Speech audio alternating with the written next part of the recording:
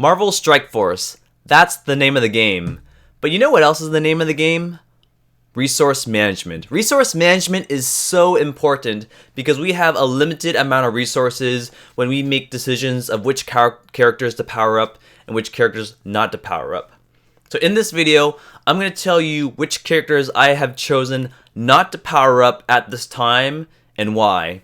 I hope this video provides some direction when you make the same decision of which characters not to power up for your account. So if you're ready for it, let's get into it. When we talk about which characters I'm deciding not to power up, we first have to talk about my preference in what game modes I specialize in, because that is a really key factor in choosing which characters I decide to power up or not.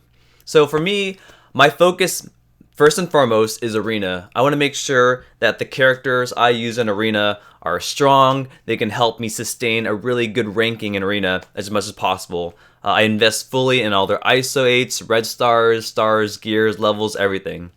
So my Black Order is all set. There's nothing I could do there. And then raids. Raids are really second part of the game that I focus on a lot. My objective is I really want to focus on characters where I can just put the game on full auto. This is the Greek raids, and right now, like, there is a really harder difficulty that Scopely released, but our alliance is not currently doing those raids. We don't see the value in the kind of the effort it takes, and the rewards aren't even that good. So we're kind of still doing the older difficulties, and as long as we get 100%, we're still getting orange elite orbs, and that's fine with us. So I'm not investing too heavily in characters to help me get 100% in the hard difficulty raids. And then as far as Ultimate 7 goes, I mean, I'm just using the symbiotes, and they're still working really great. I can get up to the 60% mark and full auto just fine. So I have pretty much everything covered that's important to me. You know, there is Alliance War, and yes, you know, like, definitely increasing your characters higher and better will make you perform better. But I've always felt it kind of weird to invest in my Alliance team specifically when the result of the Alliance War is going to be dictated by the performance of the whole alliance, which I have no control over. So now that raids and Arena is really taken care of for me right now, my focus is going to be on making sure I have really good, well-balanced Blitz teams. So I'm going to show you kind of my Blitz teams, or at least the characters that I have left. Actually, let me back up. So we have 30 slots for save squads, right? And if I take a look and show you what I have the Krees, I have Red Skull Hydra, Dad Bros, and Sinister Six leftovers. I have Supernatural, Brotherhood, Sinister Six, Hydra 2.0, Wakanda, Power Armor, Young Avengers, AIM, Fantastic Four, X-Force, Mercenaries, Shield, Pimtech, Avengers Wave 1, Defenders, Ultron and Friends. And then we have Creed 2.0, Guardians, Inhumans, Asgardians, X-Men, Marauders, Symbiotes, and Black Order. So I have 27 pretty good Blitz teams that I can mostly put on full auto, but I'm using Blitz Sim, and they win pretty good at tier 8.0. So that leaves me with 3 Blitz slots that I'm playing with, you know. And these are all teams I'm just using to reset the Blitz tier if I'm faced up against a really hard matchup. So I have like these minions here. I use to reset the Blitz tier. I have some hand character leftovers, and I have a couple of like X-Men, Yondu, Hand, and Shield Medic. And then after this, I have like, if I scroll all the way to the bottom, you'll see that I have the lowest 5 characters, which would be these characters. And I don't have enough save slots for them. So I have 4 teams that can reset the Blitz tier. My goal is that I really want to try to solidify another Blitz team. And if I can do that, I'd power them up. If not, I don't see a need in powering up new characters. So that's kind of my approach, is that I want to power up characters that will solidify Blitz teams. And if they don't, I don't feel like I need to. I'll just let them sit on the bench. So I think the best way I can approach this is showing you my roster and which characters I'm not going to power up, which are all located at the bottom of my roster. And so yeah, well, let's see. I think after I'll just say all the hand characters, some of them are invested in them probably more than I should have, but it's because I powered them up like a long time ago, and they're like tier 8 at least, or tier 9, level 35, level 40, level 60. So I will actually I'll start with that though. So let's start with Hand Assassin, who I have at 6 red star. I wouldn't power her up. Actually, let's talk about all the hand characters in general because they're all kind of clumped together. There's currently not a purpose for the hand team. Actually, let me go ahead and do this. There's no purpose for the hand team right now. There are rumors about a rework, so I don't feel like they're really good in tier 8. They don't even win that well in tier 7 combined. With that said, I'm using Hand Sentry on one of my teams, one of my existing teams. So I'm mainly talking about the other characters that are remaining. So Hand Archer, Hand Blade Master, Sorceress, Nobu, and Hand Assassin. It's a really big shame because I have them at a pretty good red star number for them. But I mean, as you can see, it's just until they get a rework, they're just not a consistent winner in Blitz. And then that's like the whole purpose of when you need them. You know, and Greek raids, they did have Hand as an option to use them for the Gamma raids, but that was replaced with Pimtech, who are phenomenal. I'm investing in them more than I thought it would. So Hand would only have a place in Blitz. If Scopely does decide to rework them, I will invest in them because I do have a lot of red stars in them. I've already upgraded them partially, and it would be great to have another full Blitz team just on Hand. But for the time being, that's why I'm not going to invest in them any further. If you have hand characters, I wouldn't invest in them beyond what you need them for some of the events that require hand requirements. I think some of the legendary characters like Phoenix needs Nobu as an option. So yeah, definitely I would not recommend investing in any hand characters except maybe Hand Sentry, since his ability to apply evade to the whole team is pretty good. So that's Hand. And then so beyond that, I'll just kind of focus on everything else. So we have Nebula. So Nebula, unfortunately, she's another character that I upgraded in the past more than I should have, and over time she has not found a really good place to fit in the meta at all. Not even on a Blitz team. You know, she starts off for their special, she like applies a counter, then she uses her ultimate, which gives her some evade. But at the end of the day, like, she doesn't provide enough damage, and that's what she is. She's a brawler. She should be providing and dishing out damage, but she doesn't even do that. So it just putting her on a team is just really, really dead weight, and it's probably gonna, you know, lean the odds toward losing that match. So so that's why I'm not powering up Nebula any further. I've heard no rumors of a rework for her. And then as we keep going down my roster, we go into the remaining AIM characters that I haven't powered up. So we have AIM Infector and AIM Researcher. And I guess since we're talking about this, I'll go ahead and just show off my AIM team. Let's go ahead and filter that. I love the filter feature. It actually probably doesn't help that my camera's over here. Let me go ahead and move this over here. Okay. So as you can see, we have 7 AIM characters total to make an AIM team. And I've already decided which 5 characters I want as my main AIM team. They do really well on full auto. But the 2 I had to leave off over there was AIM Infector and AIM Researcher. I had, you know, once again, I had decent red stars on them, but I think AIM Researcher, some people have gone that route, but at the time I didn't have the most amount of red stars on her. She was more optional, and then AIM Infector like is, you know, generally accepted by the whole community to be the trash AIM character, or that you would not use on an AIM team. So, and you know, I don't foresee them making another AIM team. Maybe they will, but for the time being, not going to invest in those 2 characters any further. So they're just going to be on the bench collecting dust. And then let's see what else we have after that. Then we have the Ravager characters. We have Ravager, Boomer, Bruiser, and Stitcher. So let me go ahead and filter out, and I can talk more about that. So these are the 4 Ravager characters. Actually, I can talk about Yondu since he's also part of the group, even though he's higher level. So he is higher level because at the time when he came out, he was really good, probably a top 10 character. He provides so much control with his basic, which strip debuffs, and his summons were good. But over time, He doesn't have a team. His stats and his kit has just got a bit kind of power crept by everyone else. So even with him, like, he doesn't really have much use. I'd say, like, arguably I would really like to put him on a Blitz team because I invested him fully all the way to tier 11, level 65. But then, so he doesn't really have a home. And then there's 3 other characters right there. Those are the other Ravager minions. I haven't heard of a rework for the Ravagers coming. But yeah, I did invest them a bit. They do have decent red stars. But at this time, they don't have much use for a home. So they're just helping me reset the Blitz tier. And then if we scroll all the way down to my roster, we have the Mercenaries. So we have Mercenary Soldier, Mercenary Sniper. These are actually a little more interesting to talk about. And some people power them up, some people don't. So let's go ahead and go back. Actually, sorry.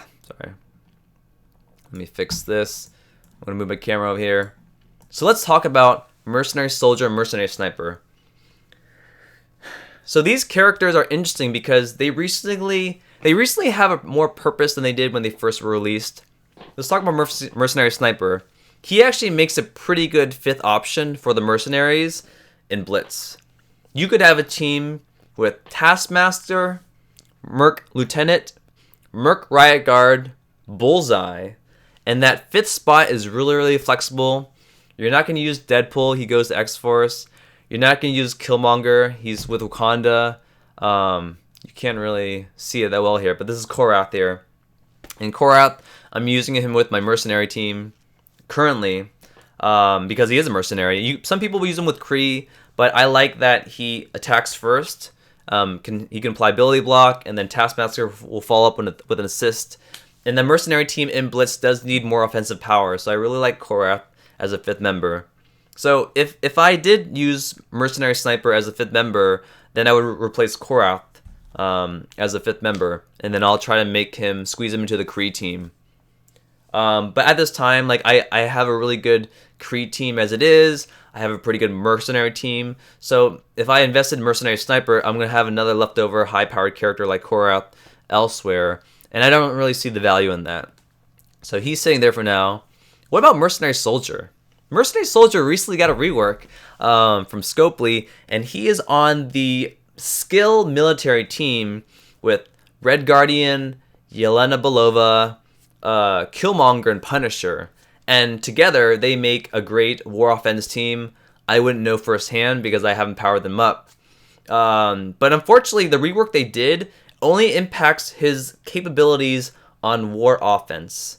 So if I decided to use Mercenary Soldier in a Blitz team with skill military or Mercenaries, like, he's still the outdated character with outdated stats and kit, and his skill upgrades are really horrible. And it just would be more deadweight, you know? It probably would pull the team down. So because I'm not planning to invest in skill military, which I'll talk more about when I talk about those 2 characters, I'm choosing not to power him up. Okay, cool. So we got those out of the way. So now we can get into the more juicy non-minion characters. And the last 3 that I'm going to be talking about, or actually maybe the last 4, we have, let's go ahead and jump into the skill military ones, which I kind of hinted at. Yelena Belova and Red Guardian. So these 2 characters were added to the game as a counter to Marauders and Mercenaries. And as you see, like, I have them at 4 red star. Or actually, I have her at 5 red star and Red Guardian at 4 red star. And when I say that I'm not going to power up characters, like, I'm still going to, like, go through the effort of trying to get them at decent stars through free-to-play methods like events. Because even if I'm not going to power them up, I want to make sure that I have them in a good place where I can power them up. But I'm just not going to put resources into them. So Yelena Belova, she has decent stats, base stats, so I like that. But in terms of Blitz on, like, Blitz Sim, she's not a really good character to put on full auto. Like, a lot of her actions or skills really need to be targeted by a human mind, you know. If you put her on AI, the AI is not going to make really good choices of which characters to target. And so that doesn't provide a lot of value when I decide to, you know, use her in a Blitz team. And then so Red Guardian, Red Guardian would probably be a better choice than Yelena if I wanted to help improve and solidify a Blitz team together of some random characters. So he's basically like a Drax, you know, he starts off with taunt, he has defense up, so that's really valuable. It's really, like, that's good on full auto in Blitz. But I don't know, I'm not really planning to invest in skill military at this time, because I don't want to break apart my Wakanda team, I don't want to break up my mercenary team or my defenders by taking apart those characters. So I don't know. I don't see the need to power them up. And if I did power up Red Guardian and Yelena, I don't know where I would put them in my existing Blitz teams without like moving another character. Ultimately, if I slip in another character, I don't want to take out another one and put them on the bench. So yeah, for now I'm skipping skill military. And then let's talk about SheHulk. So so she was a character that, like me, a lot of the community, we didn't really see how much value she had when she was released. We thought she was kind of trash. Maybe that was because there were a lot of bio characters released at that time. Like, you know, there were some Pimtech stature characters, symbiotes, Electro. So we didn't really like have much resources anyways for bio to upgrade SheHulk. But we found over time that if you put a lot of stars, red stars, and like investment in this character, she is phenomenal on war defense. Like the first 3 attacks in war that I did against the Fantastic Four team with SheHulk, I lost, and I had no idea why. Like I mean, admittedly, I didn't really look at her kit that well.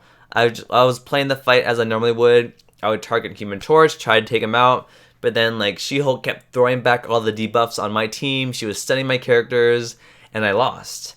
And I'm like, what the heck is going on? I still don't know if I fully understand her kit. I have a better idea now, but from what I heard, you know, she has good base stats, and if you invest in her fully, she'll be really strong. The problem is, though, I just don't know where I would put her. I've heard that SheHulk with Fantastic Four has a better win rate in Blitz than Namor. But right now, I still can win decently on full auto with Namor on Fantastic Four. I just have to choose the right matchup. So if I decide to power up SheHulk, and then I took off Namor, I mean, Namor will have to go somewhere else, maybe on Ultron's team, or maybe the Dad Bros with Longshot and Shatterstar who can carry that team. But I already have the 3 remaining Sinister Six teams perfectly with the Dad Bros. So yeah, I just don't feel the need to power up SheHulk at this time. If they come out with the Gamma team, which I think they probably would, then I'll invest in SheHulk. And I don't quite need her for war defense. You know, there's too many war offense and war defense teams right now. And so the last character I can really talk about right now is Kitty Pryde. As you can see, like I haven't done any like orb opening videos in a long time, but I have been doing Seed Theory, and I did pull a 6 red star for her. I'm not planning on powering up Kitty Pryde anytime soon. Like the whole community is like so like confused about this astonishing X-Men team. We don't know like what their purpose is going to be. You know, they're a raid team, but we can do a lot of the Ultimate 7 raids just fine with symbiotes. You know, they could help in the harder difficulties of Greek raids, but right now it doesn't seem like the rewards and effort is worth it. So, you know, I don't want to invest in a character just for raids, and I'm not really going to use them. She could be slotted with the remaining X-Men characters. Like I currently have Psylocke as like a leftover character that doesn't have a team, so she couldn't be slotted in with him. I could throw Beast with her since he's supposed to go to Astounding X-Men. But I think until we know like Jubilee's full kit, and until we know what Bishop's purpose is, I don't want to invest in her. So I mean, I'm gonna get top 1% for both her blitzes coming up, but that's about it. And then we have Iceman and Doctor Doom. So yeah, I just went over all the main characters of that we have that haven't powered up. I definitely, everyone you talk to is gonna have a different perspective. People might care more about war, and that's gonna maybe cause them to focus more on SheHulk or Red Guardian, Yelena Belova. But, you know, my focus is raids, arena, and I really just want to make sure I have really complete Blitz teams and not have too many leftover characters on the bench. So there you go. That's all the characters that I'm going to kind of disregard for now. It may mean that I will focus on them in the future as we get more information, But for now, I'm focusing all my resources in trying to like get my characters that are going to Dark Dimension 4, getting them to level 80, getting them to tier 15 gear, and also just leveling up my dad bros Longshot and Shatterstar up pretty good, because even though they're only like 50k, 49k, they're performing really, really well. So I'm really happy with those two X Factor characters. If you have those two characters and you have not powered them up, highly recommend Shatterstar, Longshot. Go full ham on them. You will not regret it. So thank you so much for watching. I hope you enjoyed this video. If you like what you see, go ahead and smash that like button. Subscribe to my channel. I'm trying to push out one video a week at least on this content, on just whatever I find interesting and helpful to the community. So as always, thanks for watching. This is Pew Pico signing out. I'll see y'all next time.